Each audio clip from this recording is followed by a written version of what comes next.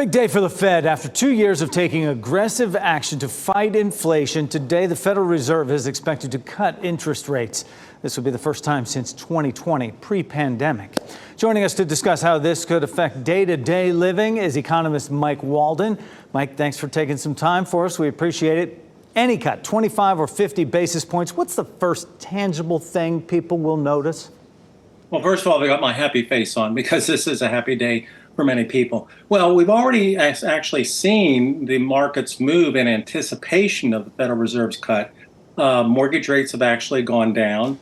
Credit card rates have dipped a little bit. So this has already worked in the soup, if you will. And if for some strange reason the Federal Reserve does not cut interest rates, all that would be taken back. But I think the way to look at this is the Federal Reserve doesn't control interest rates. They set the standard. And it's going to be very interesting to look at two things. Number one, how much do they cut?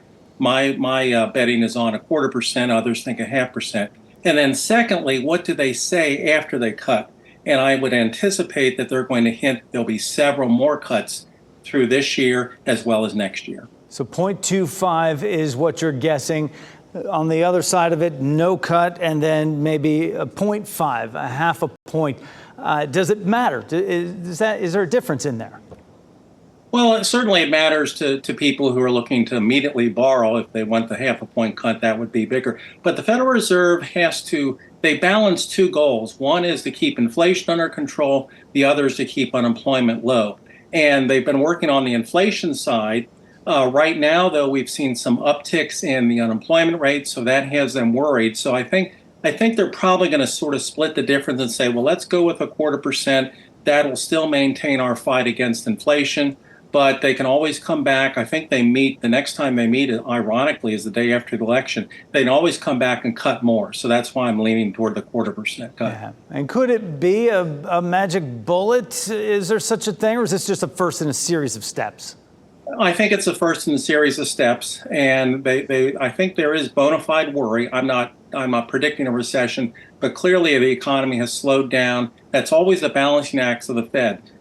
Too fast, too slow. Right now, I think they're worried about too slow. So I think that's number one, why they're going to do a cut now and why they're going to do further cuts. And in terms of people looking to buy a big ticket item like a home, I think the best time to do that is probably not right now when rates are going down, but expect more cuts. So I would look springtime that we could see significantly lower mortgage rates which would help people buy homes. We have about 15 seconds, Mike, and you already touched on the uptick in the unemployment rates, so the job market could be affected. What about things like everyday prices, groceries? We've seen gasoline come down.